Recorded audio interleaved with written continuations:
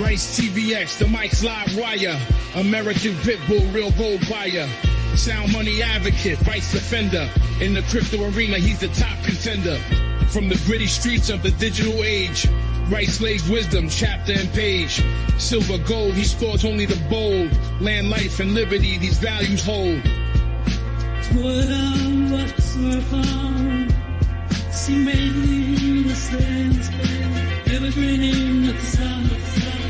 Constitution, deep dive, knowledge revival. Navigate the system, critical for survival. Rice engraved like inscriptions on metal. Pitbull in the game, lead foot on the pedal. Land acquirer, a strategic mind. In the fight for freedom, he's frontline. Educator on rights, the law he'll explain. Chris Rice the Pitbull, breaking the chain.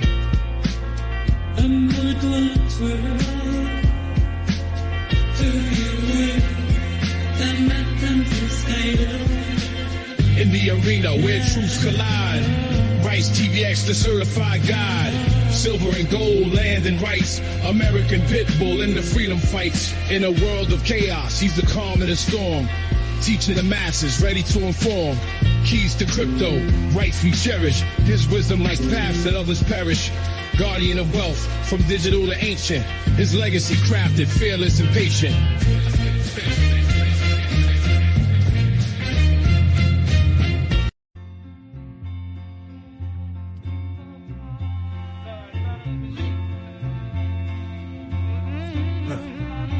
Yo, it's crypto blood, Detroit flow, streaming from the D, knowing what to show. Indicators are on point, OG since 12, invested in trade, living life like a pro. I'm Rucker, Jerry, and just blood too.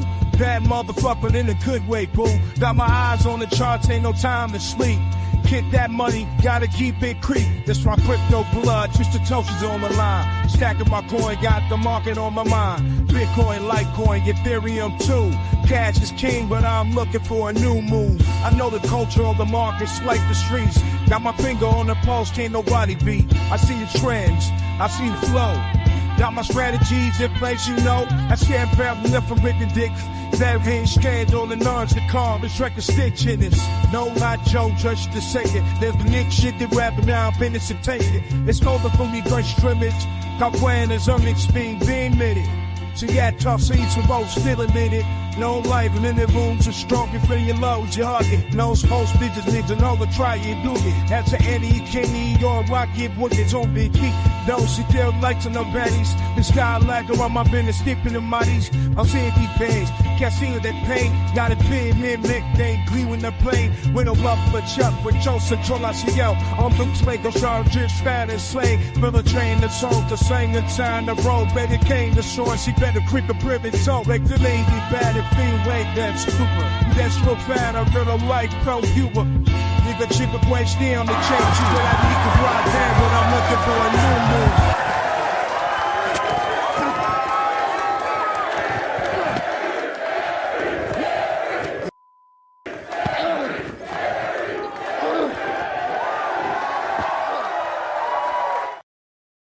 That's right, we're doing it live. Looking for a reliable crypto exchange? Look no further than Fairdesk.com. Trusted by Crypto Blood for over 2.5 years, Fairdesk powers Bloodalytics, its proprietary trading system known for highly accurate buy and sell signals. CB has trusted Fairdesk's reliable system for years to enhance its trading strategy with Bloodalytics. It's the backbone of consistently beating the market. So join CB and trade with confidence. Use the link in the description below and get 1 month free of Bloodalytics signals. Fairdesk.com. Trade smarter, trade better. That's right. Trade smarter, trade better, and talk about yourself in third person.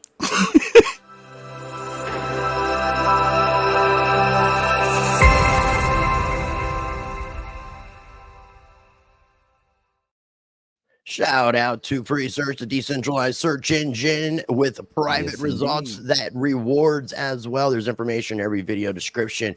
I just put out 2 tutorials last week. 2 tutorials, not two Oreos, but 2 tutorials on Presearch videos for the Presearch DeFi, how you can provide liquidity over on the Uniswap side, and now that we're on base on the Aerodrome side. And today, we are joined by a very special guest. We are joined by Mr. CryptoKeeper from the YouTube channel Trading Wars. Yo. What up? I feel like I need to get a rap track together after getting through the intro there. Y'all both got one. I need Talk to to get Seth. a rap. Think so. Talk to Seth, bro. Seth from On Your Biz and his AI, they created it. So it's pretty sweet how it worked out. So I like it. They're both good. I actively got stopped out the moment you went live. I got stopped out on a trade and it turned right back around there. Stop hunting over here. Stop adding the stop losses, bro. Don't add the stop losses, man. What up, Knox Bill? Don't add the stop losses. Bitcoin conference. That was nice. David Brumblow's in the house. Saw Jenna X in the house. What up, Yeah, I Jenna? saw her. Shout out to her. Hey, remember I was telling you about the security issue and how people were able to walk into that first floor restaurant in the conference? Yeah. It was CryptoKeeper was eating breakfast right there with the cops where you could just walk in and out. Yeah. We were talking about when Eating breakfast. I wasn't eating breakfast with the cops. You were eating breakfast with us and there were cops there where basically any terrorist. That sounds much different, right? You're spinning, man. You sound like MSNBC.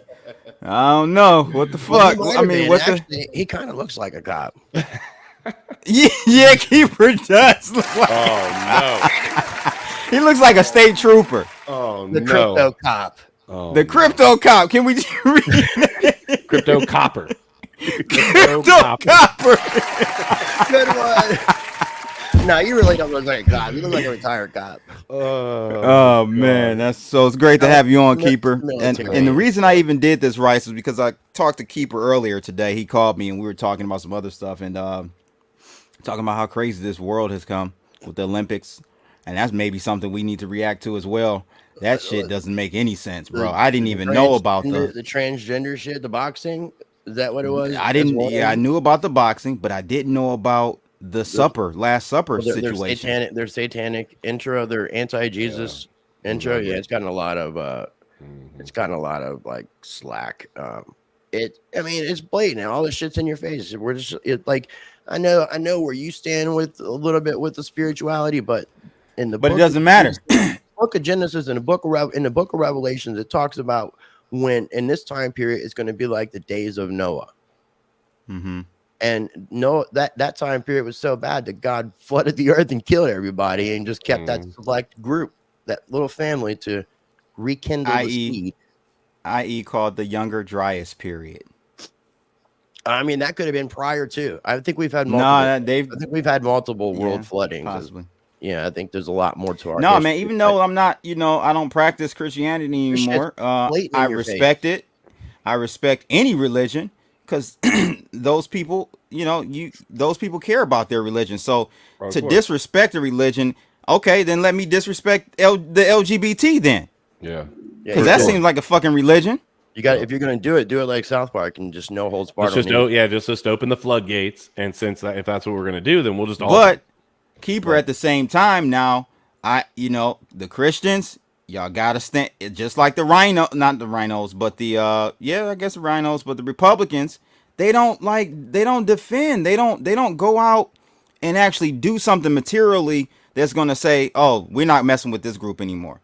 So the Christians, y'all got to stand up and start, this shit is getting out of control. You know how it is. The media runs everything. The money that rules the back end of that allows them to push the agendas that they want. And then how do you push back? I don't know. How you can even smear the idea of what technically Christianity represents is just beyond me. Exactly. Whether you believe it or not. It's supposed to be forgiveness and treating people as you want. Like Jesus let those 2 commandments. Now that we're getting into a preaching session, but love your. Amen. Let's have some church, y'all. Love God with all of your heart and love your brother and your sister as you love yourself. And those were the commandments that were left. And then go out. Someone else will argue, but go out and make disciples as well. That would maybe be a potential third. But anyways, ladies and gentlemen, make sure if you're not already subscribed to Keeper's channel, Trading Wars, check it out. We don't have. We might have to go to church, but we will have to add. With the 3 of us, we might have to do a church session. Well, I mean, so we had to give him a name though. So because I'm Reverend Rice, Blood, and then we have Minister Biz. Yeah. So the crypto preacher. You guys, the crypto preacher. Preacher keeper. There we go, bro. We got it. So he's ready now. He's locked and loaded. Welcome to the Church of Crypto, ladies and gentlemen. If you guys are watching over on the X side, make sure you're following all the three of us at Trading Wars BTC. Make sure you're following CryptoKeeper's X, also Mr. Crypto Bloods at CryptoBlood_, and myself at RiseTVX. All right, man. So the first thing I guess we were going to try to do is listen to Cynthia Lummis, because that was what we were going to cover originally with the Trump episode. So if you guys didn't watch the stream that Blood and I did on Tuesday, we reacted to Trump's speech at the Bitcoin conference, and I shared a little bit of my recap of my experiences there. We meant to get to Cynthia Lummis, but we didn't, so we will do that right meow. Right meow. Yeah, and so just for the audience, neither of us, all three of us, have not seen this, so this is going to be a live reactionary. Yeah, no, I did. Like I said, I did listen to this as I was trying to walk out and beat the crowd. Yes, I was listening to her as I was walking out. You can see everybody else is doing the same thing too. So yeah, I mean, the Fred Flintstone, the female Fred Flintstone here is definitely not keeping people's attention. Let me know. Great, Rice. You just ruined the ability to get Lummis on our channel. Thanks. Sure. Well, wait till I told you the retardedness of this. When it comes down to it, this whole thing is retarded. If you think about it. Yeah. But I believe you. Know that you can hear. All right, let's go. Yep, we're good.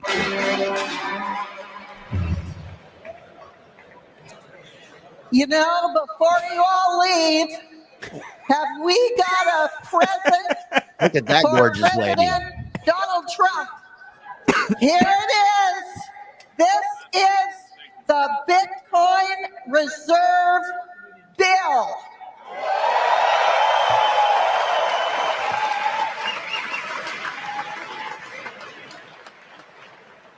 I'm reading from the text. In the Senate of the United States, to establish a Bitcoin strategic reserve, a network of secure storage vaults, purchase program, and other programs to ensure the transparent management of Bitcoin holdings of the federal government.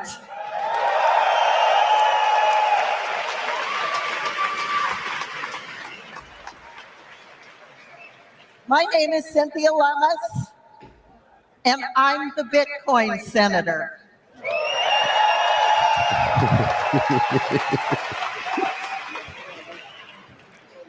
Trying to capitalize on Nakamoto Trump. In January of 2009, mined the first Bitcoin.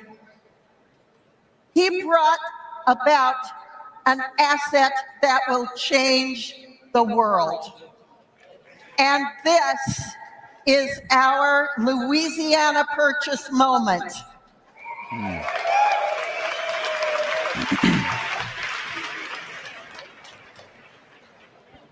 This Bitcoin reserve that we're going to create will start with the 210,000 Bitcoin that President Trump just mentioned and pull it into a reserve stored in geographically diverse vaults. And that's only the beginning. Over 5 years, the United States will assemble 1 million Bitcoin, 5% of the world's supply.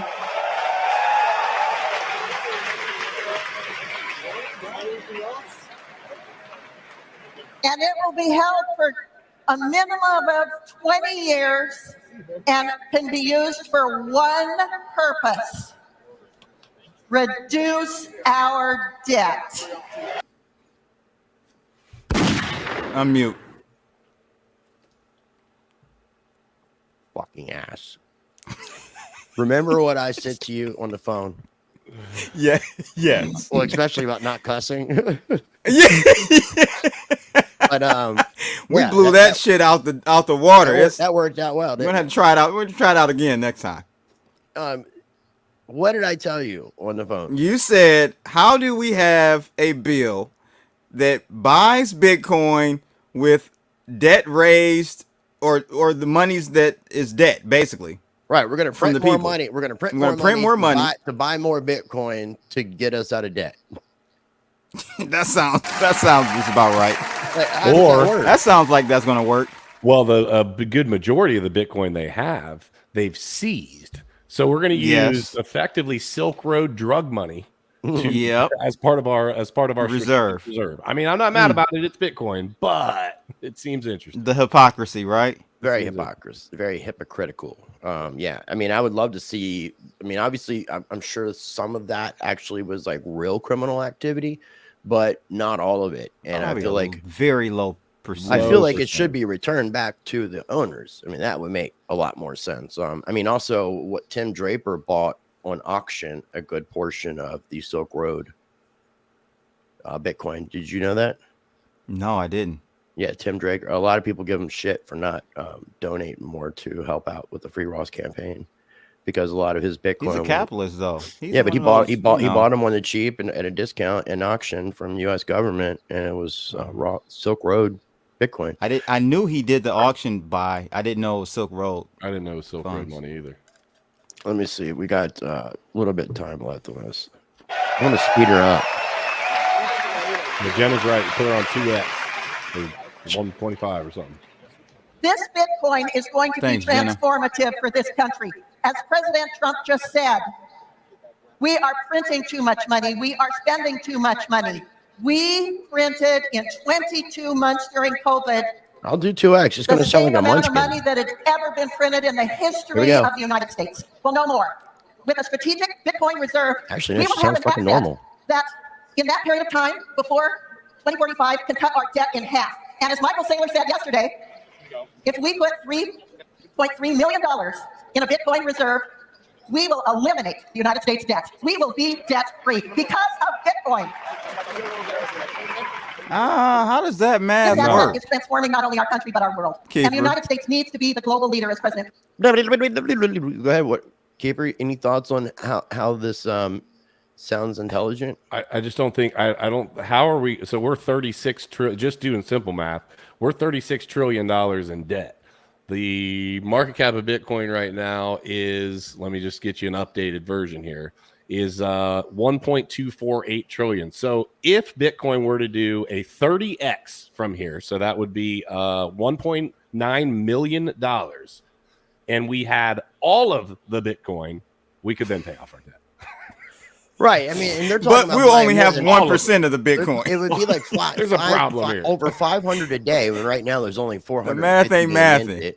None of it works. It just needs 30x. The United States needs to buy all of the Bitcoin. I don't know how they're going to get it for free, but they're going to mine every Bitcoin from here on out, and it needs to probably 100x since we don't have that much left.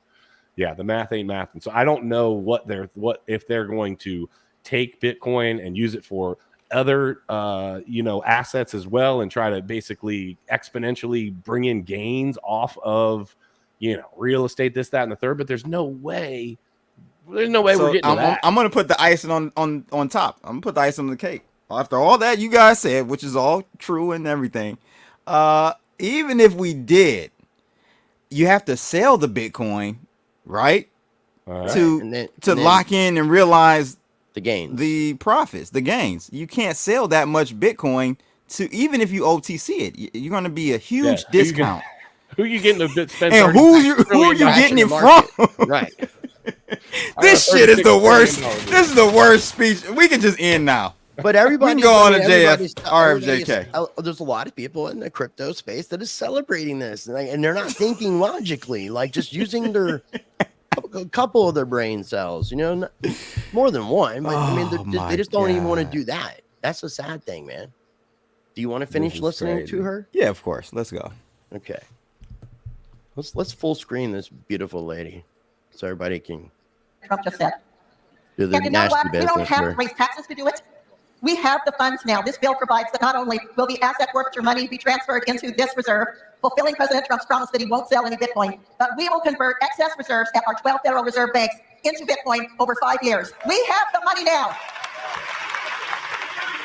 But we'll no longer be holding it in U.S. dollars, an asset that is designed to debase at least 2% per year. We'll be holding it in an asset that will grow in value, that throughout its history has grown 55% per year. This is the solution. This is the answer. This is our Louisiana Purchase moment. Thank you, Bitcoin. Yeah. It's your love of freedom, your innovation, your thoughtful design, your keeping this asset alive, well, free, and in support of individual sovereignty that is going to save America.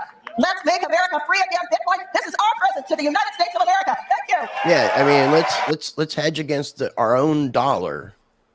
I mean, instead of fixing the money. This is not going to get passed. Let's just be honest. Next year, you're bringing the Bitcoin conference. And so, Mind of Tron says they're going to pay debt in Bitcoin, not cash. They're going to pay debt in Bitcoin, not cash. Okay, but so they wouldn't sell. There wouldn't be any sell pressure on the exit event. But I still don't like who's going to. Well, who's receiving? Who's on the receiving end? Yeah, it's still the debt's theoretical anyway. Who do we owe $36 trillion to? We owe it to ourselves. It's all make believe.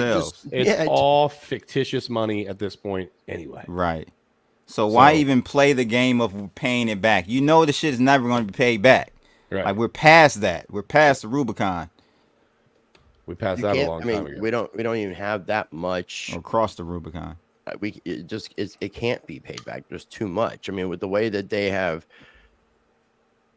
basically turned derivatives of everything. Look at that, 35.124 trillion. I didn't realize we actually did cross over 35. So we crossed over 35. Maybe she was saying last week. Maybe she was saying we were going to pay off the maybe U.S. federal tax No, that's not what she said. No, I took it as she was saying we were going to pay off our national debt. Yeah, that's how I heard it. That's what she's saying, is we're going to pay out this make-believe debt. Somebody needs to push back. It's great that they're advertising Bitcoin. It's great that they're talking about using it as an asset to help our country out. All of these are good things for the optics of Bitcoin and where Bitcoin ultimately should head. These are all great things, so I'm not complaining about that. But don't stroke us and tell us a flat-out lie that you can pay off $36 trillion worth of debt on an asset that's $1.2 trillion right now. We've got $1 trillion. We've got $1 trillion in less than a year. We're going to be at the 36 and I would say by March. So that's the point I was going to. Yeah, that's the point I was going to make. She's acting as though the debt is fixed. This shit is $1 trillion. They said it's going to be $1 trillion a month. I mean, look at what Rice has got pulled up. You see, so we're going to be $1 trillion a month very soon. You see the 973, that's in millions. So the next one is hundreds of thousands. Look at that speed of the 300,000, 400,000. Look at how these dollars are just absolutely running. We're going to see. I wish my bank account looked like that, or my crypto wallet receive address looked like that. That's right. Jenna said it right. Bitcoin is made for people, not the government. But it's interesting that the government is going to try to utilize it. I mean, even the idea of expanding U.S. debt with the stablecoin companies holding U.S. treasuries because of the BRICS nation countries offloading treasuries. And there's so much talk about everybody just basically using the dollar as basically the currency of the world. Mm-hmm. Which between all these digital currencies that I don't know what Satoshi would be thinking right now. That's an interesting thought. Satoshi's rolling in his grave. Yep. In his ledger. $1 trillion every 3 months right now. What about the freezer? He could be rolling in the freezer because in homie, what's the word? Cryogenically frozen. Yeah, Hal That's Finney. What people are saying. Oh, Hal Finney was his head. Nah, his head. It'll be like that Simpson shit. It'll be like that Simpson shit. You'll have Hal Finney in a head with the green. He did. No, I'm saying I don't think he's Satoshi.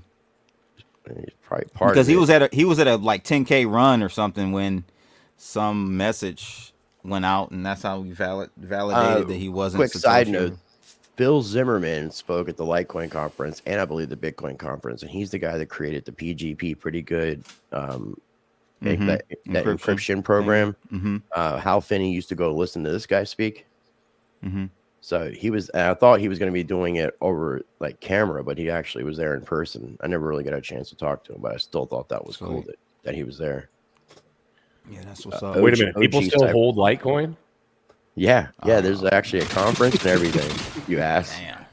Damn, Keeper. Do we? Should we just like boot him? I'm sorry. I still hold a lot of XRP. This is a good thing. It's like I can just do this, right? I love you. In fairness, this is the same man giving you shit about Litecoin that holds way I too love much you, XRP. man. I love Way you. too I much wouldn't do that XRP. if I didn't love you, man. I know you wouldn't. XRP I to hold way 10K, too much- baby. I hold way too much XRP to talk trash about Litecoin. That's a fact.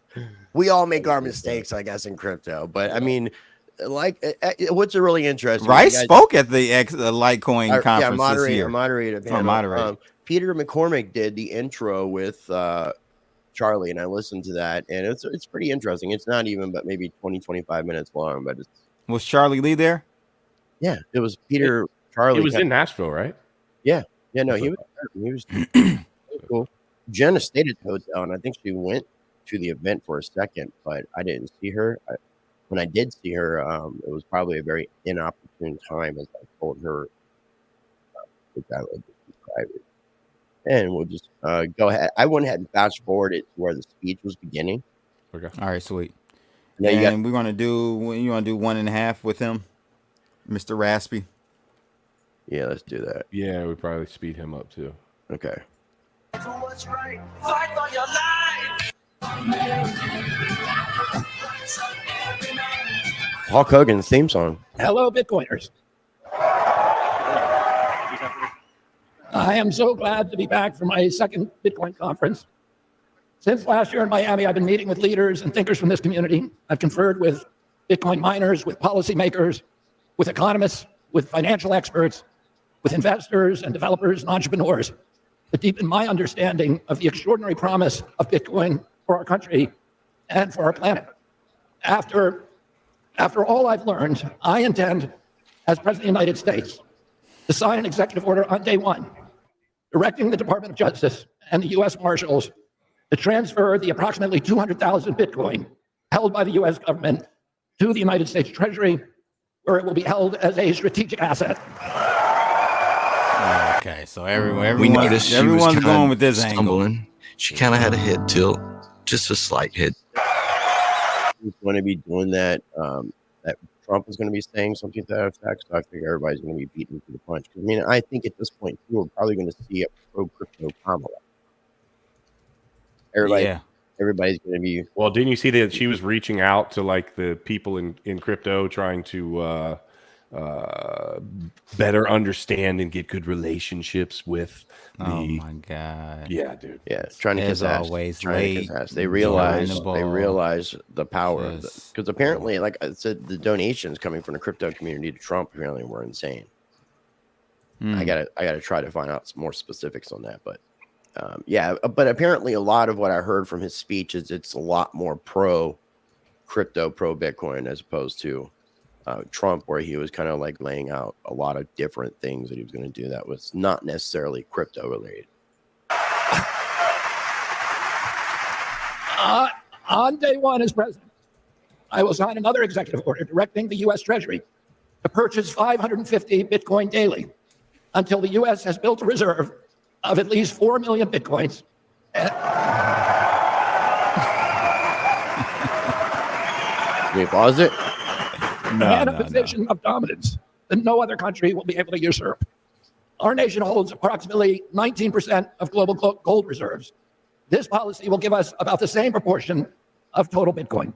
The cascading impact from these actions will eventually move Bitcoin to a valuation of hundreds of trillions of dollars. On day one as president, I will sign also an executive order directing the IRS to issue public guidelines that all transactions between Bitcoin and the US dollar are unreportable transactions. Oh my. Stop the music, bro. Just stop. Like, what is really going on here? We're being politicianed. This is nonsense, man. They're trying to use their magic words on us. I'm surprised like Trump and Lummis didn't like one up him. This sounds like he came after them with this nonsense. Like he's trying to one up Trump and Lummis, but he was the day before. He was the day before. Yeah, I know. This is crazy. Mm-hmm. And by extension, non-taxable. Now, a lot of that has not been said, though. The On day one as president, I will also sign an executive order directing the IRS to treat Bitcoin as an eligible asset for 1031 exchange into real That property. needs to happen. Pause. No, Pause that's real quick. cool. That's Pause. realistic.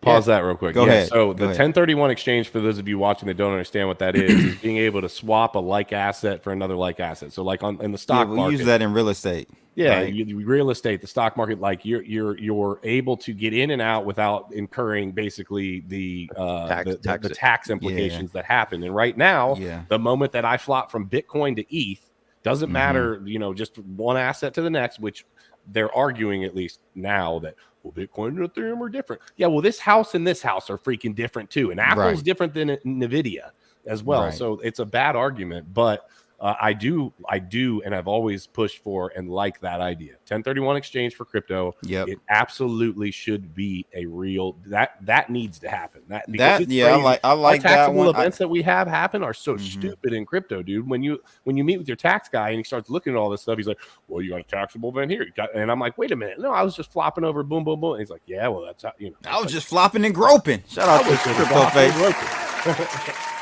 Yeah, that needs to happen.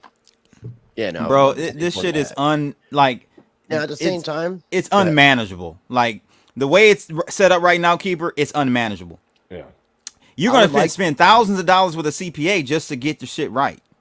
Oh, no doubt. And even using some of the using some of the programs that they have that actually are really good in terms of keeping track of things, it still does a bad job. I've used one of them. It still does a bad job of calculating the right moments as to when and how the tax event should happen off of its cost basis. So it's screwed up no matter what. Like at some point, I don't even know how they're going to fix it, but something's going to have to happen. Or we need to go over and be like Dubai and say, okay, we're going to have just a flat tax on all your crypto transactions, and here's what it is. Or crypto to fiat. Yeah, just, okay, we're going to tax you at 10% or 8% or 12, whatever the number is that's a manageable number. Okay, then we can just have a flat tax on it and boom, bam, slam. It would work. But how they have it now, it's crazy. I think there's a bet in here, if I'm understanding this correctly, that Jenna X is saying XRP will go to $10,000. No, she's busting balls. Yeah, she's just playing. I mean, she hopes it does, and so do I.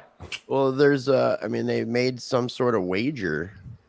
She's saying 13 days, something like that. In 13 days, yeah. XRP is going to be 10K in 13 days. Well, the 13th, guys, I'm going to let you know now. I will own the. Let's see here. I will be buying an. I wasn't taking it seriously, and then it looked like they had agreed to. But now she says you better know I'm trolling. Okay, now she finally says it. But yeah. But yeah, it looked like they actually were making some kind of bet. We got Amy Lives Crypto in the building. Amy Lives Crypto. I met her down in Nashville. It was really nice to meet her. Yeah, I met her as well. She was sweet. Yeah. Cool tall lady. Miss Lady there. She is tall. Yeah. For me, she's about probably Keeper's height. Yeah, she is. Yeah. All right, so let's continue on here. I want to say a couple of words. The three of us managed to get two women in the chat room. Great job. I consider myself part of it. Despite their different viewpoints, I found the most striking feature of Bitcoin community is this kind of paradoxical Alexander G's in the house. juxtaposition. Oh yeah, by fierce divisions on several minor issues, and an overwhelming sense of unity within the larger Bitcoin ecosystem.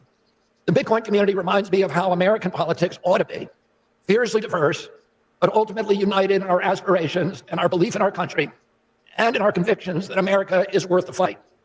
And in the end, we all come back together, united in our belief that Bitcoin is a technology for freedom, or optimism, or independence, or democracy and transparency. It is the currency of hope. It is the perfect currency.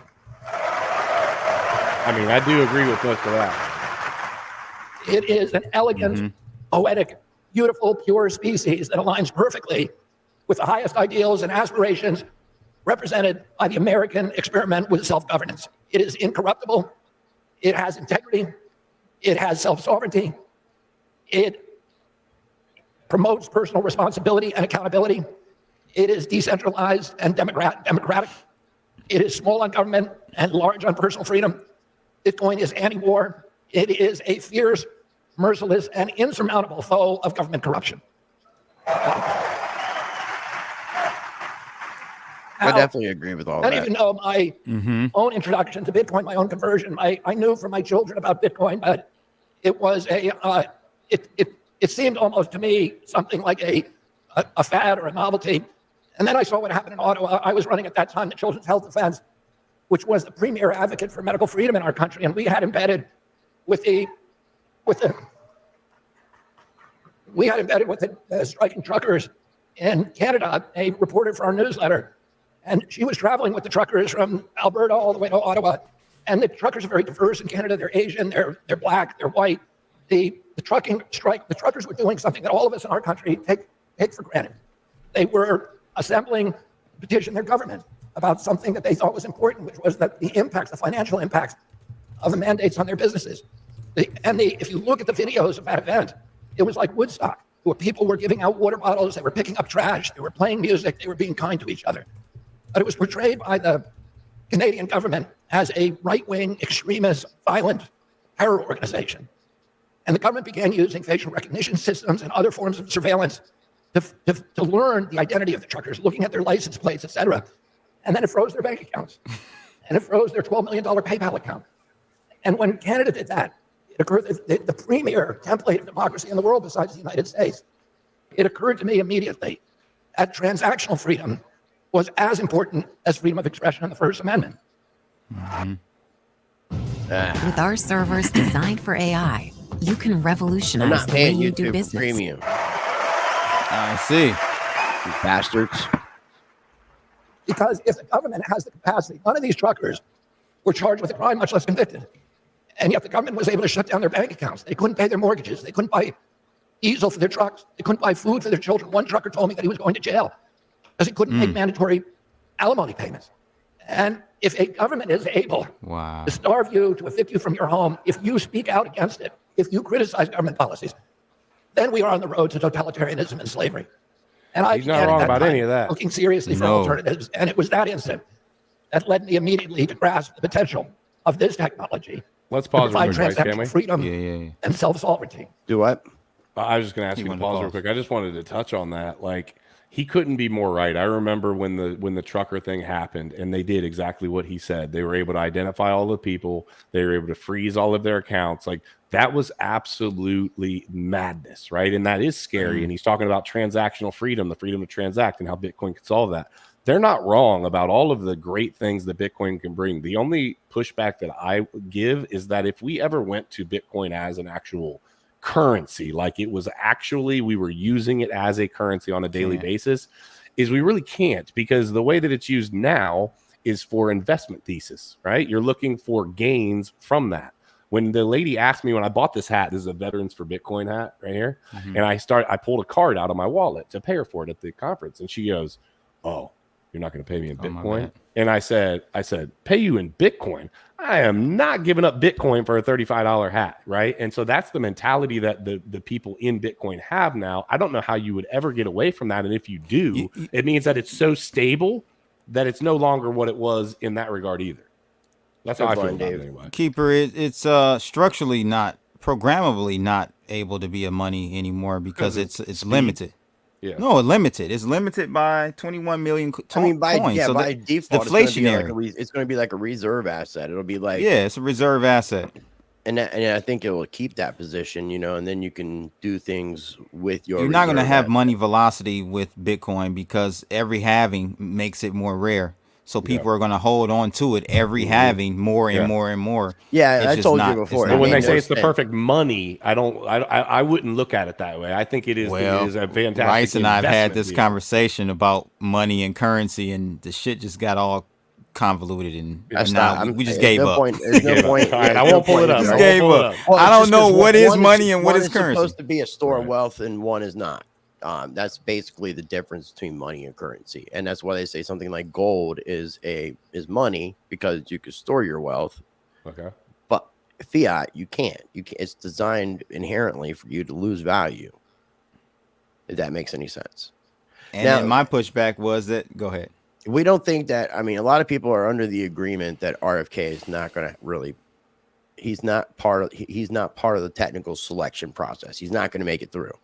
If Donald Trump, if everything goes smoothly, Donald Trump was to be elected, I would say it would be in Donald Trump's best interest to have RFK on his crypto committee or as an advisor in the crypto aspect, working with the Trump administration, in my opinion. I think because he obviously He knows I've his said shit. this He has a many place. times, Rice. He should have been the VP. I know. We talked about that. This is what I'm saying. There were rumors that, I don't know if you heard this, Keeper, that Trump's people reached out to his people. And he said no.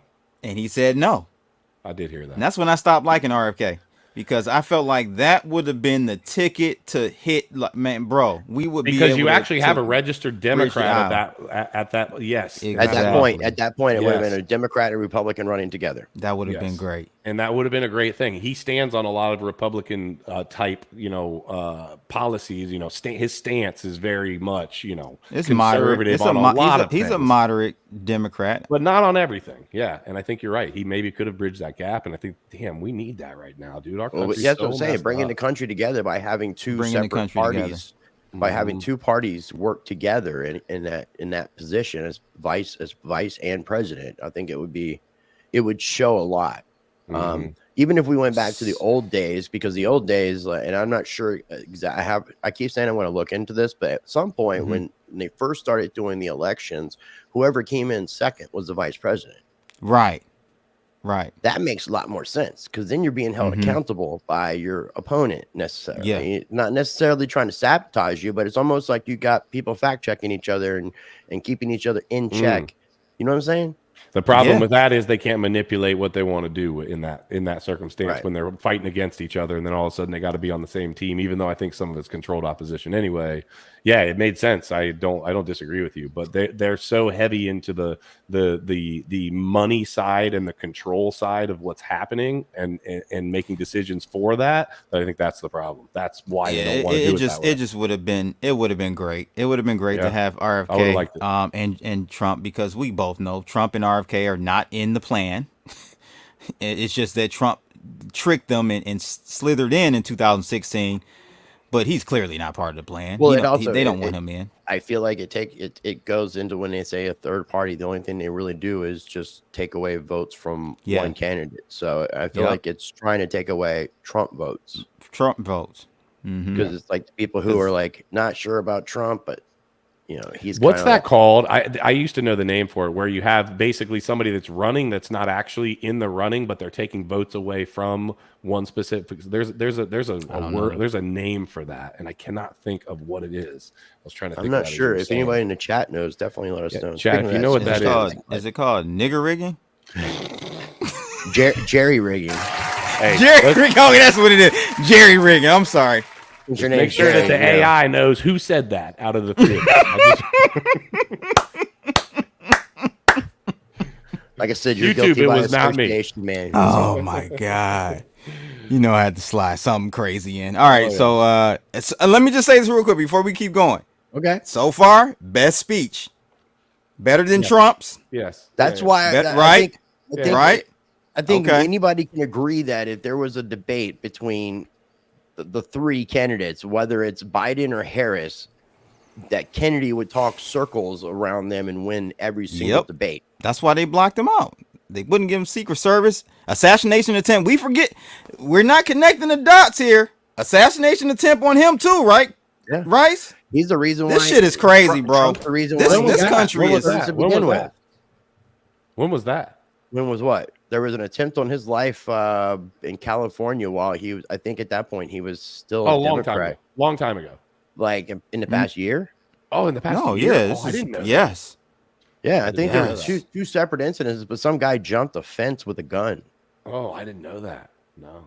Okay. Yeah. And they denied, and they've been denying him Secret Service, and any other candidate running would get it. Considering his dad and his uncle's position, you would think that it would just be a given. Yeah. Like, for sure.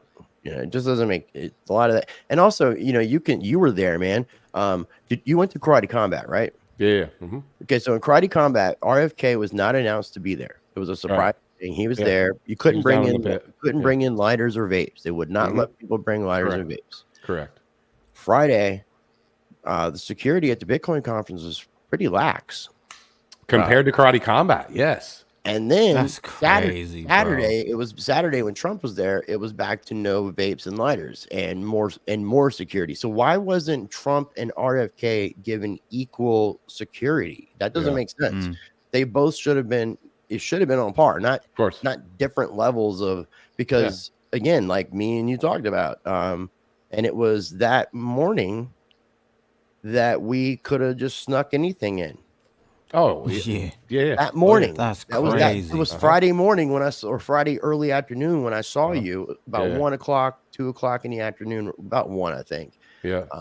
But it was me eating breakfast, so breakfast for me. But Friday morning, you could have literally just walked straight into the venue with. It looks like you probably could have had a bomb if you wanted to. So can you hold up the exhibit A, Rice? Do you have exhibit A? I don't know if available? I told he didn't. Yeah, you didn't tell Keeper this. Listen to this shit, Keeper. So Thursday, when I was going to go get my pass and sign in for the conference, as I'm getting there, I see Ken Bozak. I'm asking him how security is because I got some herb on me and all this shit and whatever. And he laughs and pulls out this knife. He said that somebody before he went in took this, I guess, out of their pocket and sat it on the sidewalk to just not go in with it. Right. And Bozak decided he was going to pick it up and put it in his pocket and walk see if they caught it. And they didn't. Thursday, they didn't catch it, bro. I told him that if you bring it in again, like especially for Friday or Saturday, I'm like, you probably won't be allowed back at the conference because you're bringing a weapon in after the email said not to bring that kind of shit. Right. Right. So he ended up handing it to me. I couldn't deal with it. I had to hide it in a parking lot until the next morning. And then I went back and got it. So this is my favorite souvenir from the conference, but it was snuck into security by a person that looks like Bozak. That's the thing. Bozak that's the thing. Bozak he stands out. He's asking to have his ass for sure. He stands out. Anal probed all day. He'll just bend over and be like, "How far are you gonna go?" Yeah, correct. And this guy got a knife through. I did not know that, but not truly surprised by it. But yes. So I know you got to bounce in about 9 minutes. Do you want to listen to a little bit more, or do you want to do like some final thoughts on your end? I want to be respectful of your time, people. Oh, I'm good. Listen to a little bit more. See if there's something else we grab. Yeah. All right. Cool. Last year at this conference, I proposed that as your president, I would fight to ensure the right to self-custody Bitcoin, to run nodes in our own homes, to stop the federal government from usurping First Amendment rights to open source, privacy-enhancing technologies. I pledge to prevent government officials from adopting CBDCs, which would inevitably morph into what we saw in Canada, a malevolent tool for surveillance and control. Most importantly, I promise to secure the United States position as the global hub of cryptocurrency, innovation, and entrepreneurship, and investment, and technology.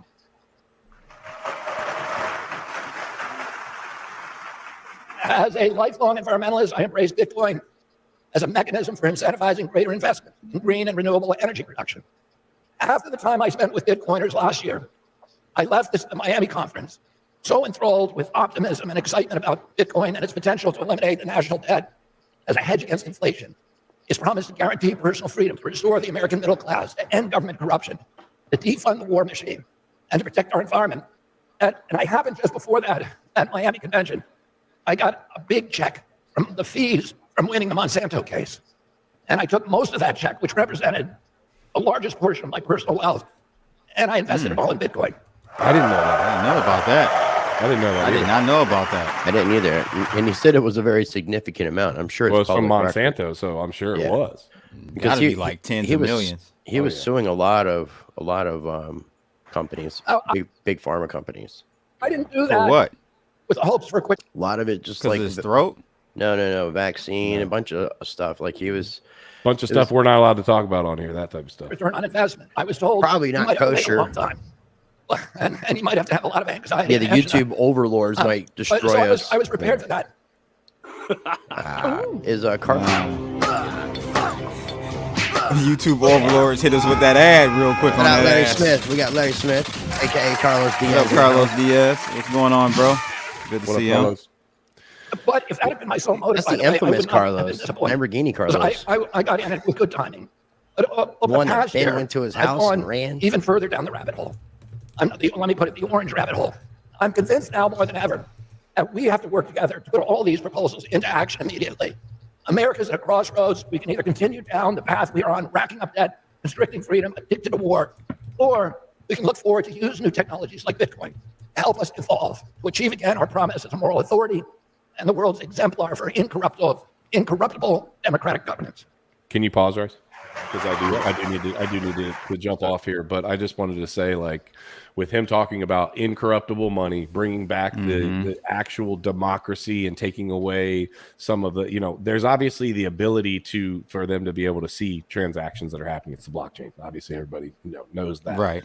But ultimately, I don't think that he's wrong. We are pushing so hard in the other direction towards what China is doing, right? We continue to push farther and farther and farther into what China is doing, or into what they're already doing to their people. And we don't want to go there. We don't want to have the trucker incident. We don't want to have any of that.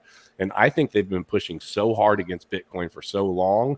And I think it was like this train that they knew that they weren't going to be able to stop, but they wanted to try to slow it down as long as possible to be able to get themselves positioned to be able to either take advantage of it financially or figure out how the hell can we continue, or how can we really govern this, tax this, and monitor this. And I think they finally now, because BlackRock got, I really think that's what it was. They wanted BlackRock to be able to get themselves positioned. They wanted to be able to make money off of it. They wanted to figure out how they were going to tax it. And now that they figured out all of that, okay, cool. Now you guys can go live with it. And Blood and I were talking about this morning. The charts look funky, dude. They're acting weird. The way Bitcoin is acting the last 3 days is but it's not just strange. Bitcoin. It's not just Bitcoin. I mean, apparently a lot of stocks are down. I forget whose earnings report came in. It was Amazon's earnings report, and they were supposed, from what I heard, I haven't looked, they were off by 0.5% on their revenue. By half a Dow percentage. Jones down 1.8%. Nasdaq S&P down 1.8%. Everything's hitting down. I'm just not sure. I don't think this is the final. Nasdaq down. I don't think this is the final, but I think we're getting closer to that point. So everything will lift back up. But yeah, I agree with that. I just think there's games being played in the process. But also, let me say this, and Blood will attest to this. You need to start learning about this channel called Waters Above. Okay. Oh yeah. Because it's astrology and numerology and other stuff, but just from the astrological side, which is big in the finance game. Every fucking like hedge fund, all these major players, they even the Federal Reserve seems to time their fucking meetings around like the lunar cycles and shit. Well, Sunday, August the 4th is a new moon, and every August is generally pretty negative for Bitcoin. August and going into September is pretty negative for Bitcoin. So I still think we have that leg down. I told you we have the 59 CME gap that needs to be filled. I think that won't surprise me at all. Yeah. I think there's one at 39, but I don't see us going below 50. I don't see us going there, but who the fuck knows? But then that is off to the races, in my opinion.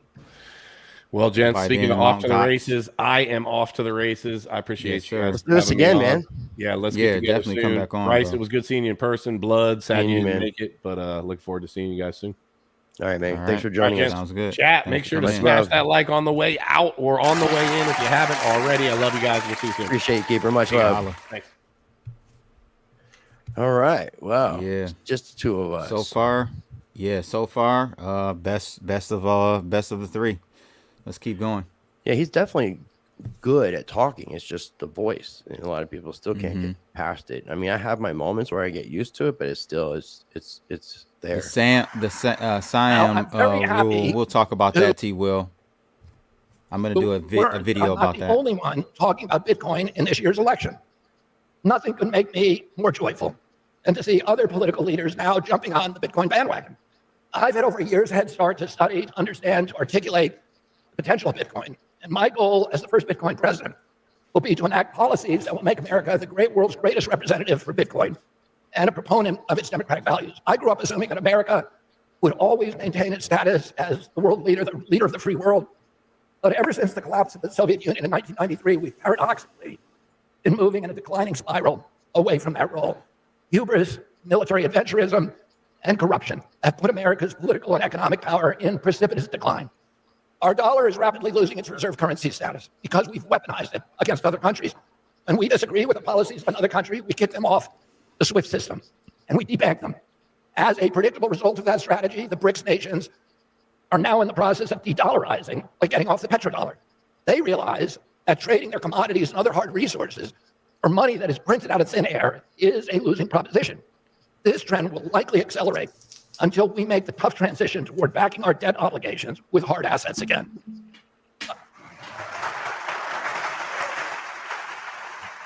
I have a plan to strengthen the US dollar and lower the interest rates and neutralize our $34 trillion debt by backing US Treasury bills, notes, and bonds with hard assets, including a combination of precious metals and Bitcoin. Backing US debt obligations by collateralizing them with hard assets not only restores strength to the dollar, it reins in inflation, and it will usher in a new era of American financial stability, prosperity, and peace. The world needs to believe that we have safely handcuffed our government and its ability to create money out of thin air with no proof of work. The innovative strategy that I am proposing leverages the scarcity and liquidity of Bitcoin, along with gold and other hard assets, to restore the dollar's dominance in global finance. The world will rush to adopt an American-backed, decentralized currency that cannot be confiscated by governments, that can be traded and transacted on cell phones at the speed of light across every global border with no banking fees or other transactional friction. This incorruptible currency will immediately start pulling wealth and assets from every other nation around the globe back into the United States, restoring the strength of our dollar and repairing our balance of payments.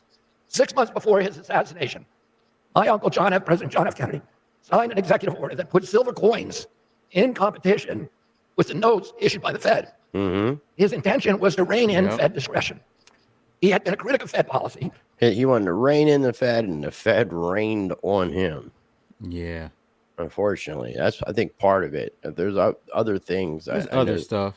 Yeah. Cuba, part of it, I think. Cuba, and then I heard that who he was dating at the time. What's the actress at that Marilyn time? Monroe. Marilyn Monroe was involved in mob-related things, I believe. Yep. Yeah. So who the hell knows? And he hoped to end the discretionary monetary policy and the inevitable debasement of the U.S. dollar. He understood that a highly leveraged economy leads directly to the destructive kind of wealth inequality that is today eroding American democracy and generating violence and division and discontent and hopelessness. Notably, after my uncle's assassination, the government immediately stopped issuing those silver coins and power returned to the Fed. My uncle apparently understood the potential for the Fed to evolve itself into a tyranny. Bitcoin has the potential to return monetary discipline to the Fed and to restore the dollar as the unchallenged global reserve currency. And just as Bitcoin can fortify the dollar, it can also secure America's position in cyberspace. I understand that tomorrow President Trump may announce his plan to build a Bitcoin Fort Knox and authorize the U.S. government to buy 1 million Bitcoin as a strategic reserve asset. And I applaud that announcement. So he knew and we should all about applaud this. it. I hope that President Trump's commitment to Bitcoin is more than political expediency. The most cynical political reason for endorsing Bitcoin is to excite the 60 million Bitcoin American holders by policies that make the number go up. But it's my hope that President Trump and the DNC nominee, who he or she may be, will develop a deeper understanding of the earth-shaking reasons to ensure that Bitcoin has a strategic reserve in the U.S. Treasury. The most compelling of those reasons is laid out in U.S.-based former major Jason Lowery's MIT thesis entitled Software. Major Lowery points out that Bitcoin has been mischaracterized as money, when in fact it is a cyber defense system that will protect our online identities and data in cyberspace. Just as we have an Air Force to protect our skies and a Navy to protect our seas, Bitcoin can protect us against potential cyber attacks. It is a cyber defense weapon and a classic example of. Okay, so this is something new. We were just debating about whether Bitcoin is money or currency, and now it's neither. Round of applause. It's a cyber security. What did he say? Let me take it back, because it was right there, right? Yeah. 2440. So I'll take it back to like 20. Yeah. Just as we have an Air Force to protect our skies and a Navy to protect our seas, Bitcoin can protect us against potential cyber attacks. It is a cyber defense weapon and a classic example of unrecognized use. Here's an analogous example. The Chinese invented gunpowder. A cyber defense weapon. Yeah. That's a reach. Help me understand. Well, I think he's going to try to explain this. It is kind of a reach, but let's see where he's going with it. And then they used it as medicine for 200 years before other countries recognized that it was the most potent tool for power projection. Today, the popularly assumed use of Bitcoin is money. But Bitcoin is also a power projection weapon that can protect our currency and everything that we do online from cyber attacks. The first country that recognizes this function will be the new global superpower. I still don't understand it. Because I would like build on Bitcoin and on the small block Bitcoin. Yeah, I don't get it.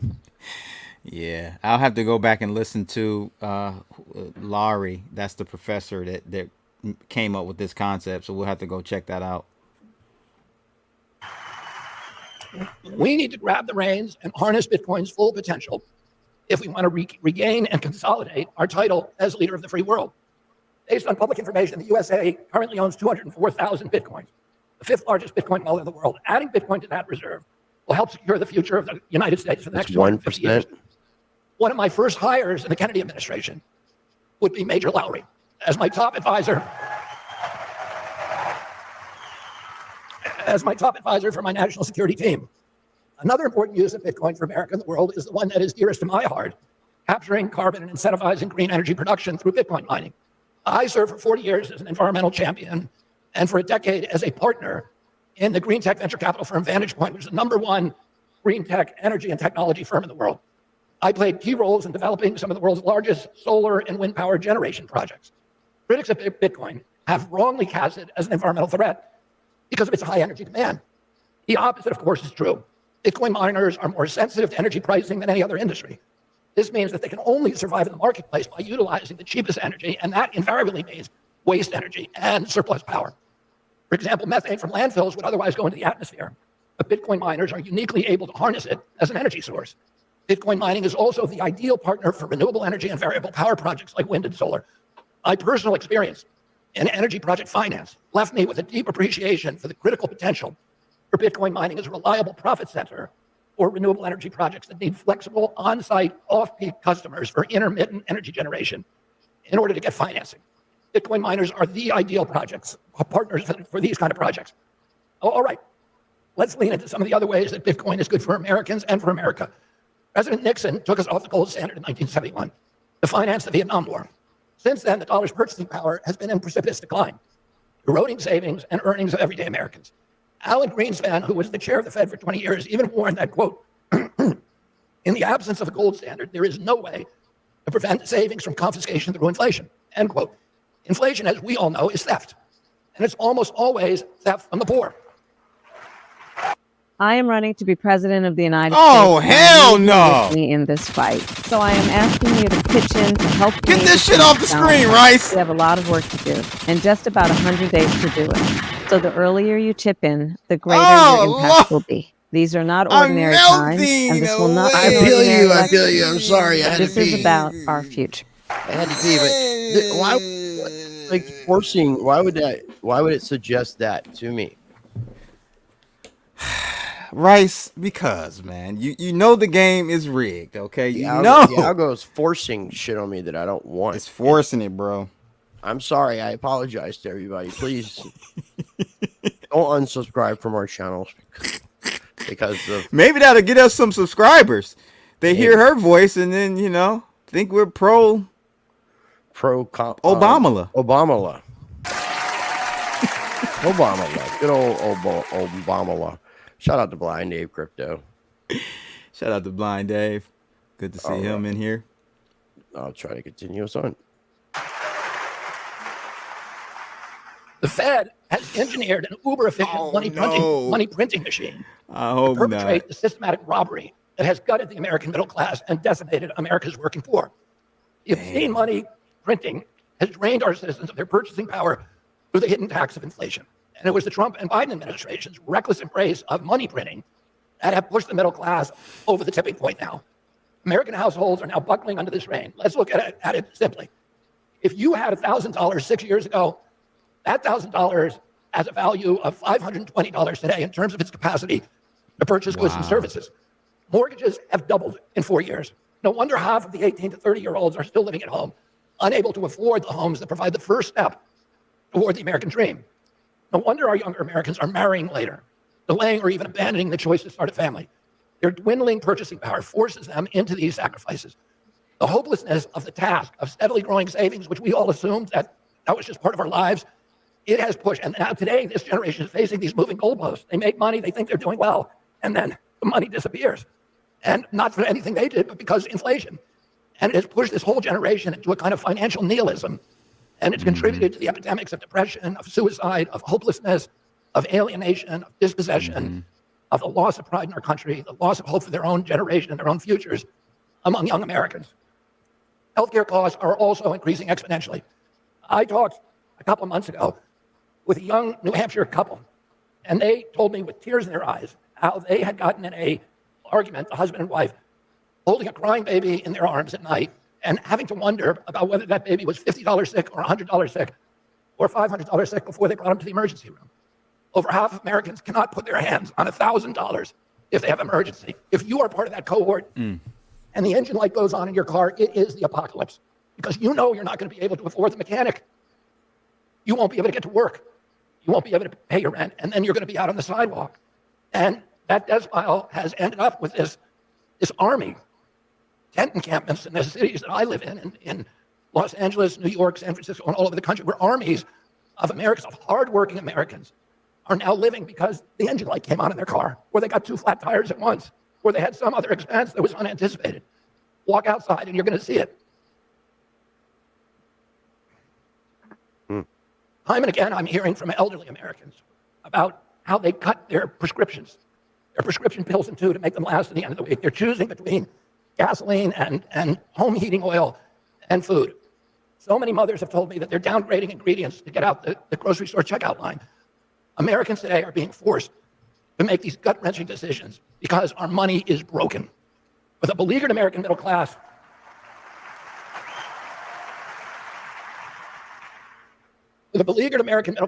Bitcoin is the off-ramp from the inflation highway of doom. If the world were on a Bitcoin standard and our money held its value, we would all have the ability to live more abundant lives. Bitcoiners have it right. Fix the money, fix the world. Hell yeah.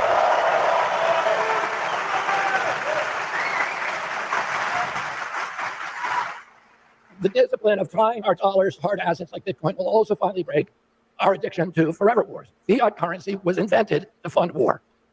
As I pointed out just now, President Nixon got us off the gold standard in 1971 because printing fiat currency was the only way to continually finance the Vietnam War. Prior to fiat currency, when a country ran out of money, the war would end.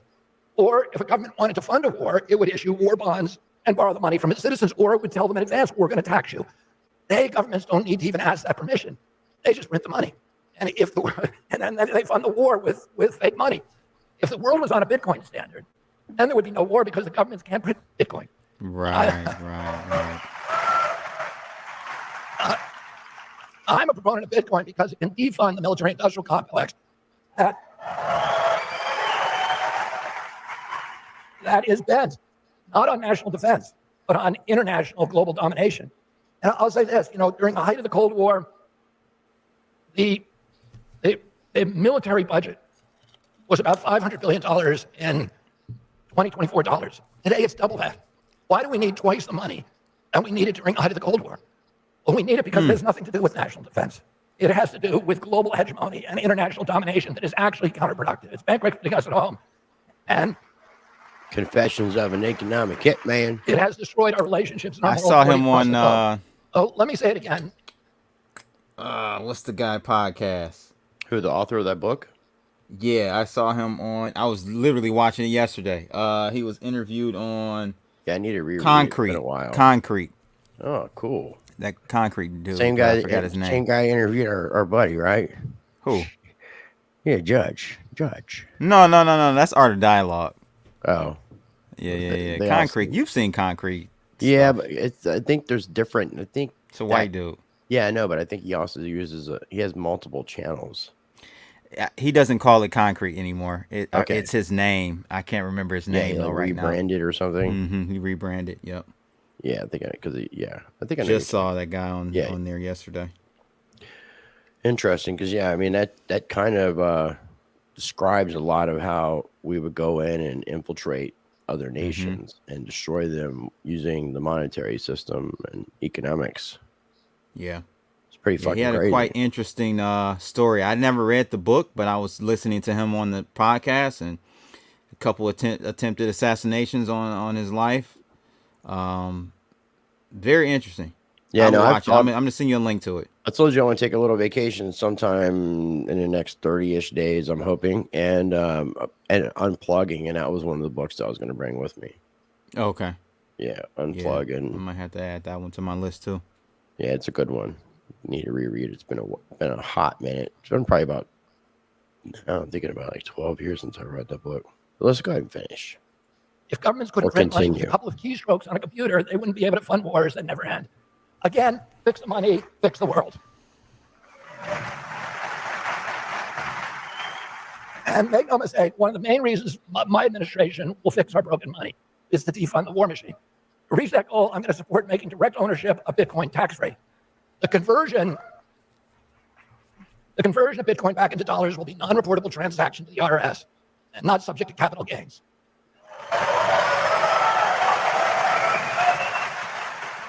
The conversion of Bitcoin back into dollars will be non-reportable transaction to the IRS and not subject to capital gains. The conversion of Bitcoin back into dollars will be non-reportable transaction to the IRS and not subject to capital gains. Fuck the IRS. We have to remember that the Fourth Amendment guarantees the right to privacy. As a constitutionalist, I'm adamant defender of our right to financial and transactional privacy. When U.S. citizens are required to report every Bitcoin transaction to the IRS, the government knows everything that we are doing with our money. Governments have no business knowing your business. More importantly, making the direct ownership of Bitcoin tax-free creates financial incentive to own Bitcoin and not a Bitcoin ETF, which is a security and therefore subject to capital gains. This is crucial because direct ownership of Bitcoin keeps it decentralized. And that is the only way to prevent BlackRock and other global asset managers from having undue influence over the Bitcoin network, over its forks, and over its upgrades. In 2014, the IRS declared Bitcoin to be property and regulated the purchase and sale as a capital transaction. It's important to understand that this tax law was never passed by Congress, and it was never signed into law by the President of the United States. The IRS and the SEC simply usurped government power in order to suppress decentralized financial democracy. Wow, I didn't know that. The U.S. Supreme Court recently, of the Chevron doctrine, reopens that decision.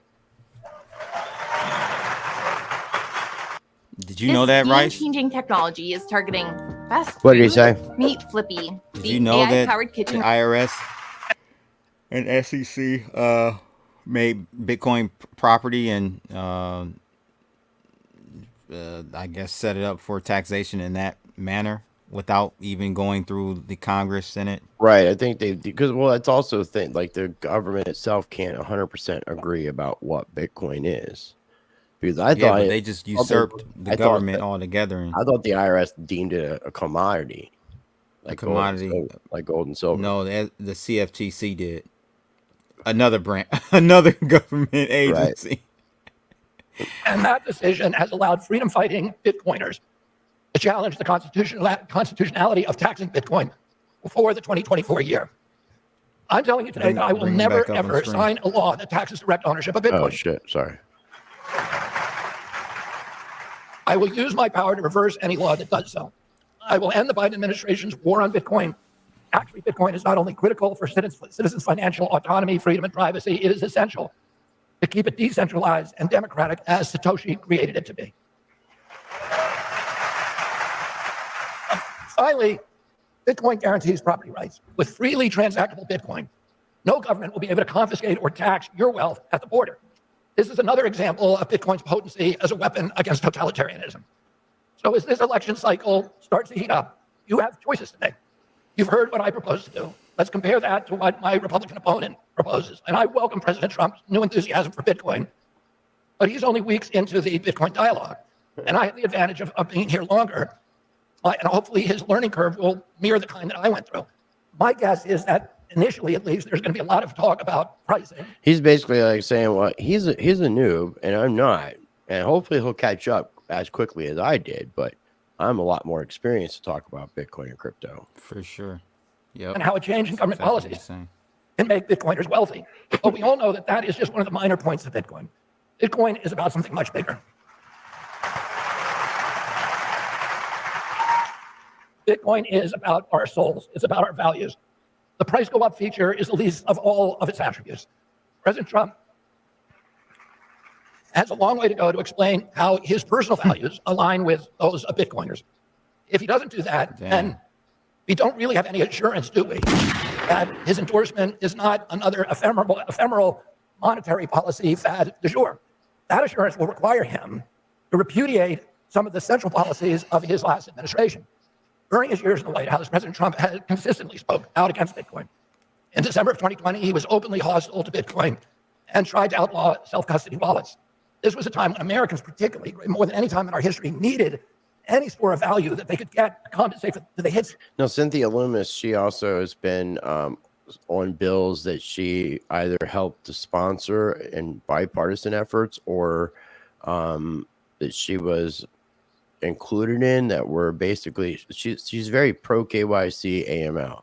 So it wouldn't surprise me because Donald Trump, now nobody said they're going to take away your self-custody, but as far as whether or not they're going to be like identify yourself citizen, I think that's a different story. They could definitely still add the KYC element. So if you send to another wallet, you can't send from an anonymous wallet. Right. You can have your private keys, but it's not allowed to be anonymous. I mean, it's kind of like a give and take, but just some food for thought. To their income from the lockdowns, from the declining purchasing power due to the money printing orgy and the COVID closures of all of our businesses. In 2021, President Trump doubled down and declared that Bitcoin, it just seems like a scam. I don't like it because it's another currency competing against the dollar. I'm happy that President Trump has had this evolution. We might have to I'm do a proud that I reaction helped blaze video a trail to that made it easier for other political leaders to follow. And yeah, no, he's pretty interesting. Oh, speaking of black and not black and all that, that what is it called? The North American Black Journalists Association. Yeah. NABJ. So the chick in the blue, I was arguing with somebody. She's from well, that's what Trump asked. Trump asked if she was. But she is, actually. Okay, so I believe if I understood it correctly, she stepped down today. Damn. Round of applause. That's what I'm She was rude. She was very, very. She came out the gate swinging. And I brought up like me interviewing Brock Pierce. I didn't come out of the gate swinging it. Right. But a half hour into it, Brock's like, you have successfully asked me went over every bad criticism somebody could have of me. Right. But I didn't do it out the gate. Now, so I know of the lady to the far right, the black lady that was all the way to the far right. She's actually a conservative anchor on Fox. So much love. Beefed up. Peace, beefed up. Or beefed up. I just say beefed up. It could be beefed up. Yeah. For algorithms. Yeah, man. Yeah. So what were you saying? Oh wow. No, I was just saying the lady to the far right was a conservative or is a conservative anchor. Yeah, and they were cool. But, and then the way Donald Trump handled himself was cool. But that thing has got people like saying he was racist.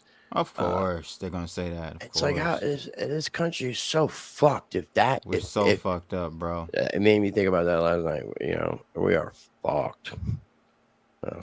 I say that in the nicest way, viewers. But if you've been watching our channel for years, I think you understand that all things lead to we are fucked.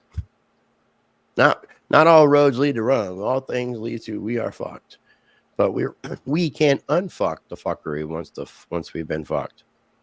Just so everybody's aware, we can unfuck Ladies and gentlemen, our plan to be cleaned, have clean speech, unfuckable. It just went out the door, man. Next time, let's not plan to do it. That's what we are. So beautiful. All right. But man, just it's dirty rice and dirty blood. We can't help it. Parental warning. It should be tattooed on our foreheads. I'm grateful to the 50 or 60 million Bitcoiners like Michael Saylor, who were there before me and helped me understand the nation-saving potential of Bitcoin. Every Bitcoiner I know shares my own yearning for freedom, or my skepticism toward official orthodoxies and pronouncements, and an inclination for critical thinking that I most admire. During COVID, neither President Trump nor President Biden protected our constitutional rights. They both restricted our right to assemble, to worship. They closed our churches, no funeral for grandma, no weddings. They closed our businesses without due process or just compensation in violation of the Fifth Amendment. They ended the Seventh Amendment right to jury trials. They assaulted the Fourth Amendment prohibition against warrantless searches and seizures, and also both these administrations allowed the FBI and the spy agencies to suppress our rights to free speech by working with social media companies to deplatform people who criticize government policies. I hope that President Trump's change of heart in Bitcoin is evidence of a newfound and deep-seated commitment to personal freedoms, to our Constitution, to our Bill of Rights. Will President Trump fight for Bitcoin if he's elected? I wish he had mentioned Bitcoin in the RNC speech last week. I'm disappointed. He spent a lot of last week attacking President Bukele of El Salvador, the only country on a Bitcoin standard. Bukele. President Bukele is the most popular president in El Salvador's history. And with Bitcoin's help, he has turned the country around. Bitcoin helped him grow the economy and reduce crime. The U.S. should want to take a page from President Bukele's playbook and learn some of the lessons that he has to teach us. Every time I hear people ask Bukele, I think of Bukaka. What is it called? Bukaki? Chris, if you could only take one supplement for the rest of your life, which one would it be?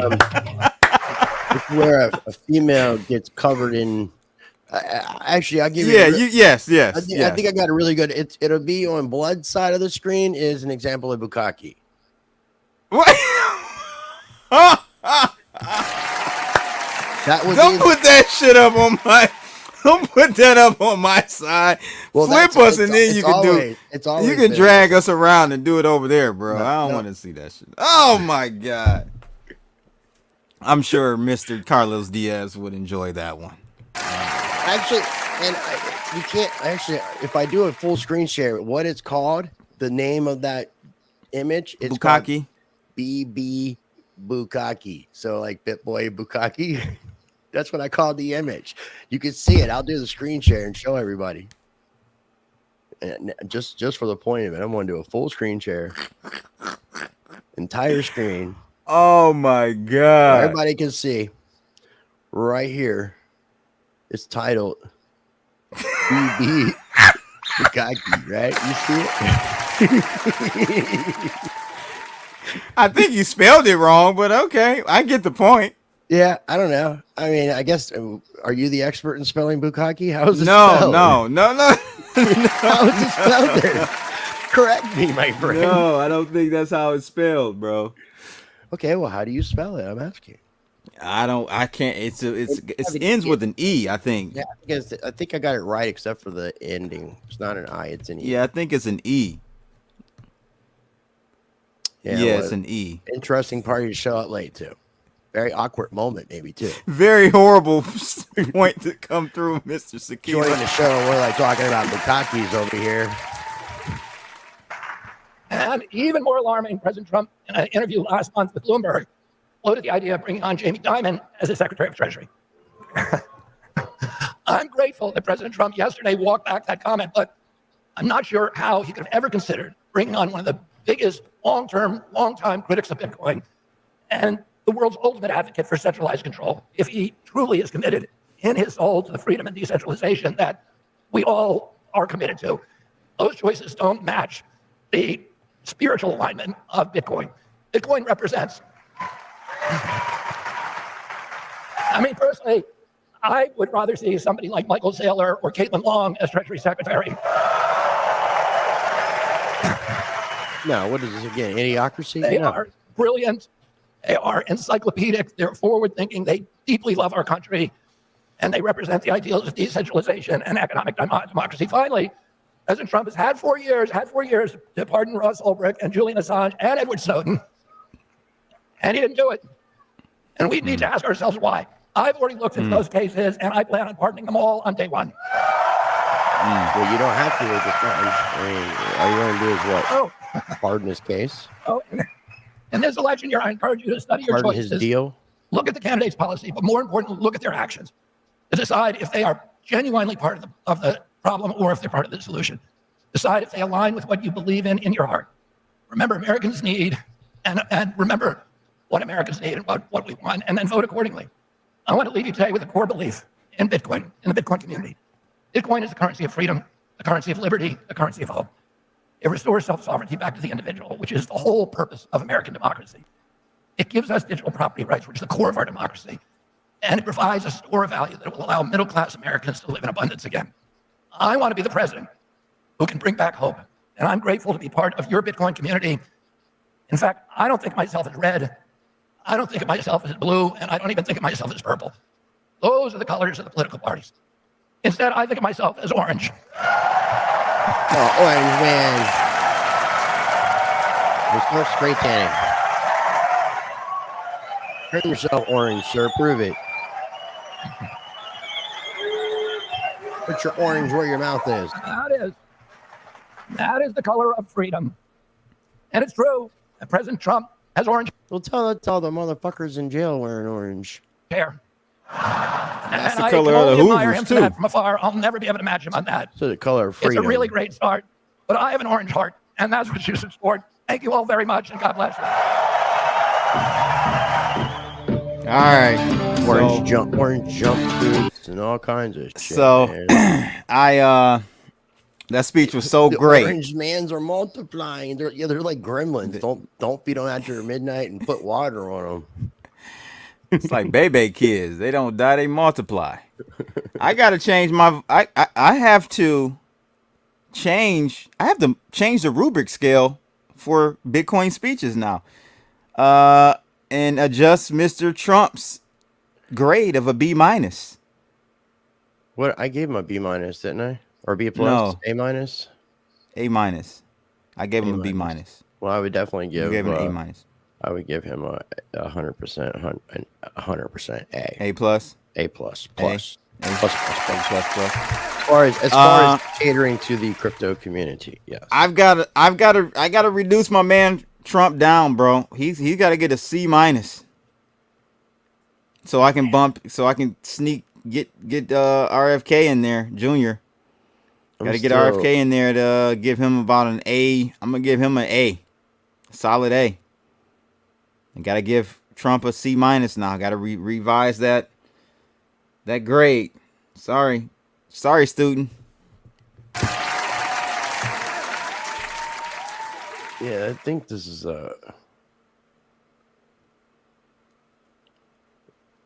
you might see a little bit of stuff here. I'm gonna try to mute this. I'm gonna pull it up on screen, so if you could bear with me, because I still find this ironic. I was talking to a guy, a Canadian, that works for Mark Moss, and we were talking about Kennedy, and I was like, "Did you see one of the guys that had a Kennedy bus that's on top of the bus throwing out shirts?" And he's this bus right here, where the guy with the flag was. I don't see what more bus action. That's Ben Askren there, with the kids climbing all over them. Those kids are like monkeys. They're funny kids. They're climbing in and out of that. But this is Kyle Kemper stuff, and you know Kyle Kemper, Chris. It's just ironic to know that you have Justin Trudeau's half brother out promoting Kennedy, like driving a Kennedy bus, taking his family around the country, promoting Kennedy. That's his wife. That's him. You know, he's good friends with Bobby, and I just find it to be very intriguing that this bus is being driven by Justin Trudeau's brother. I love Kyle. Is Amina down there? No, she's Amina there. Like she's in Canada. Oh, she's back in Canada. Yeah, so there's the shirts that he was throwing off the bus. Yeah, she helped with the birthing process, I believe, with Kyle's wife's last pregnancy. She seems to be a baby factory. they're making lots of babies. It was like as soon as I saw the van, I saw the little blonde hair kids climbing in and out of the window. It was like, there's Kyle's kids. That's cool. They're cool little kids, though. I mean, they're really cool little kids. I'm not saying anything negative. It's just like you could tell these kids are having fun. You know, they're in a very loving situation, which is always positive. So before we wrap things up, do you have to adjust Trump's grade now, or you keep it at an A-?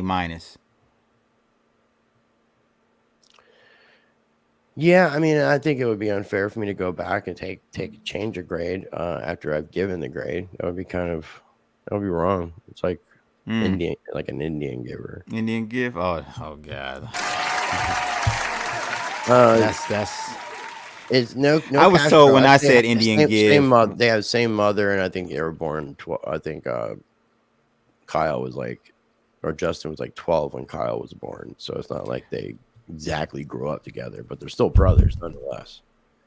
If you Google, when I said Indian give a few years ago, research him, it'll come up saying Justin Trudeau's brother. That's like his title on social media. Sorry, go ahead. No, I was just saying when I said Indian give a couple years ago, I think you were on the stream with me, possibly. I was told it was very offensive to say that. So yeah, well, I mean, I think at this point we aim to be offensive, don't we? There you go. I mean, if we're gonna go with the flow, just go with it all the way, you know? Yeah. You can try to keep me. You can try to keep me. Yeah, I'll be the offender. I have to reduce or change Trump's vote. Not vote, but another word would be what? Reneging. You familiar with that term too? Very familiar with re-niggers. Same thing is kind of like an Indian giver. I don't know I don't know the white slang for it. What? Re-niggers, man. That's a good one, bro. Oh my God. So yeah, I gotta get Trump. I've never referred to it in that sense. I referred to it in the sense that I said, which I didn't know that the renege part went in that direction. You took it there, sir. I'm just thinking like Nigeria or something. Oh my God. Yeah, I gotta reduce it, man. He gotta get a C. I'll give him a C. I'll give Trump a C.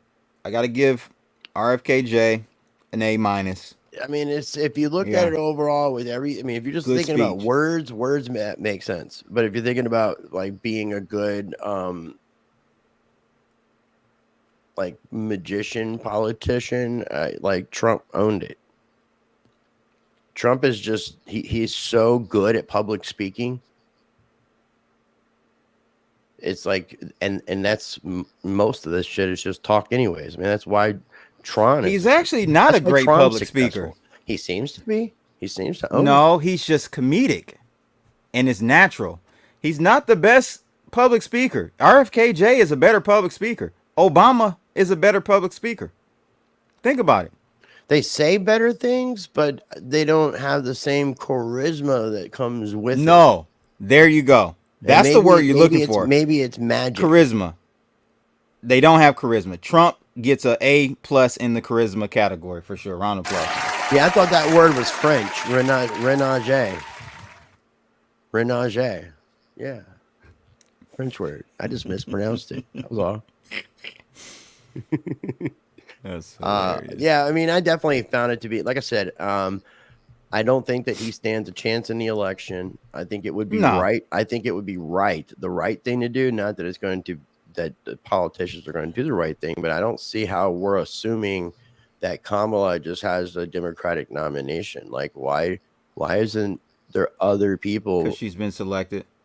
That's what I'm saying. Like, but we don't get to choose. Like, so that's where the selection process is. We're going to give you a turd sandwich and a big douche. A turd sandwich. Well, they're the biggest ones to do this. If you recall, the DNC pretty much booted Sanders. I thought Sanders was a better call than Biden, and they just booted this. I know. If it was me, like, I mean, if I was like a Democrat and cared about the Democratic Party, I would be raising a fuss and saying there needs to be. I don't know how these. This is what I'm saying. Like, I don't understand how people are Democrats. Like, I'm seriously offensive. I'm seriously offended at people that call themselves Democrats, because you are the antithesis of our democracy. It's black and white too. It's so fucking polarized, like we were saying. It's just so black and white. It's like because they're Democrats aren't blue team. Yeah, Democrats aren't Crips and Bloods. That's what it said. Democrats aren't in an upheaval about Kamala just being selected. Democrats weren't in an upheaval about them just basically pushing RFK out, which I think was the best candidate on the Democratic side. You know, Sanders. I mean, if Tulsi Gabbard. If RFK they just eliminate everybody. If RFK is polled so well, you think that they would want him to represent the Democratic Party? You think they would want to get somebody that actually can legitimately beat Trump? Exactly. And if it came down to RFK could have legitimately beat Trump. If he became the Democratic nominee and had all that fucking power, like all that whole fucking force behind him, yes, he would have beat Trump. Because there's a lot of people, I think, that want to vote for Sanders would have beat Trump. I don't know about that. That's how you know. That's how you know it's not about who can beat who. It's a selection. Like they have their candidate. They have it, and that's who they go with. That's why people call it a selection process. But they don't do that on the Republicans. So I'm not trying to pit one against the other. But at least the Republicans don't do that shit, man. How many Republicans ran against? Like who tried to be the Republican nominee besides Trump? Oh, many. I mean, and they all just, Nikki Haley. It was like a normal, but they fizzed.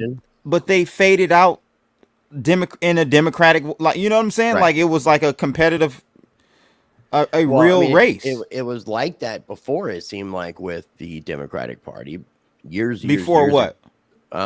Before Hillary Clinton ran against Trump in 2016. Yes. It seemed like there was some semblance of normalcy at that point. Yes. I think 16 changed everything for the DNC. They went downhill. They really lost it. And definitely uniparty. They really right wing, left wing, same bird. So what do you got planned for next week? Anything special? Not as of yet. We'll see what's going on. I know we're doing Wednesday today, Friday? with Seth. Yeah, we're doing Wednesday with Seth. Monday, you're doing your giveaway. Yes. Wednesday, we're doing 2X giveaway. We're giving away $100, 50 to 2 people. Yes. And then Wednesday, I think we talked about doing kind of like a what if scenario, like a what if Kamala wins, what if Trump wins, what if there's no election and the military gets involved. I'm scared if Obama wins. That's a worse scenario than Trump winning. Yeah. Yeah. No, I'm right there with you. I'm right there with you. Okay. I'm already like getting ready to like absolve myself from certain people because of it. I got you. Which I don't generally. I'm reading. Generally don't do that. Generally don't do those kind of things. So. So. But everything's become so polarized. It's going to be a very bad situation if she wins. Because I'm telling you, the people on the right, or the MAGA, whoever you want to call it, they ain't having it, bro. Now, if Trump wins, come on. Trump should have won. He damn near got assassinated. Yeah, but if Trump does win, just be ready for the pendulum to swing back to the right, just like it did with the left side. So just look for a lot of conservative things to be taking place. Very like Christian what? Conservative. Like it really wouldn't surprise me. Bro. They make it illegal to work on Sundays. I mean, certain things to that effect. Like really wouldn't surprise me if they just shut.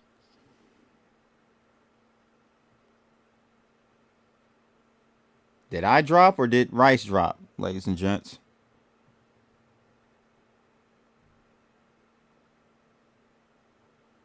I can't tell. Someone give me a chat. Let's see if I'm still live over here.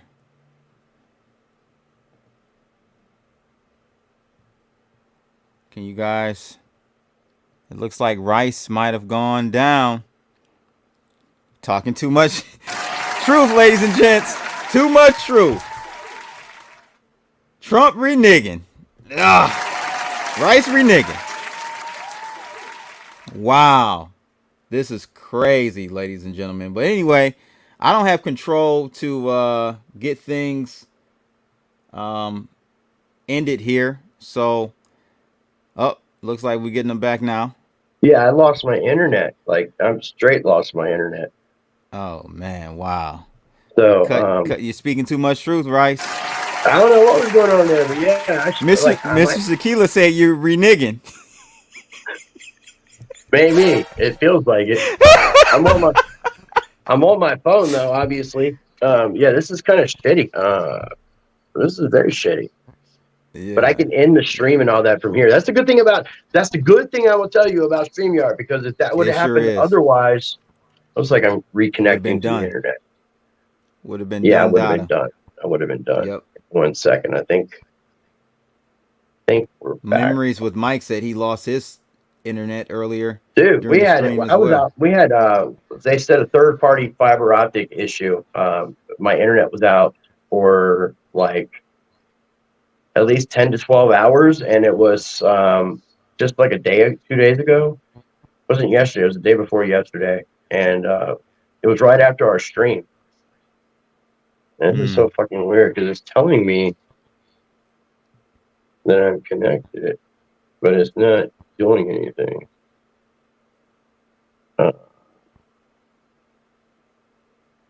This is the weirdest thing. But yeah, if I was, because I actually was interviewing Max Kaiser and had a similar issue. My computer locked up. I remember. And I had to, and he was on there talking, and I was like doing like how me and you would do, and like when somebody's talking, put them on solo layout. And he had no clue that what had happened actually happened. Gotcha. And they were really impressed. But it's just because it's web-based. If we were using straight OBS, that would have been it. It would have just cut off the stream. Yep. But I'm slowly logging back in. I don't know why everything is all jacked here. And once I'm able to... elections are coming closer. Too many internet issues. Yeah. Or they're rebooting something. Guys, what is going on with Iran and Israel? I'm confused. Can you help? Well, we'll have to jump. We'll have to jump on that topic this coming week if the world is still here. Round of applause. My Crypto Space UK, because it's a lot going on there as well. It's just too much, bro. Too fucking much. All right, we're back live. Yeah, let me see if I can take myself out of here. Just remove it. Yeah, this is that. Can you hear me? Yeah. Well, I think you're hearing the other one. I'm not sure if my mic is working. Yeah, I can hear you in your mic. Yep. This is like so slow. So can you hear me? Yeah. No, I don't want to end the fucking stream. I just want to leave. Let me leave. I can hear you. I still think you're hearing me through my phone. No. I can hear it through the mic.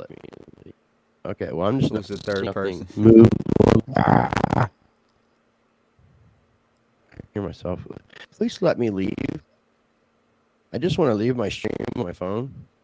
I'll tell you what I'll do. I'm just going to kill the browser.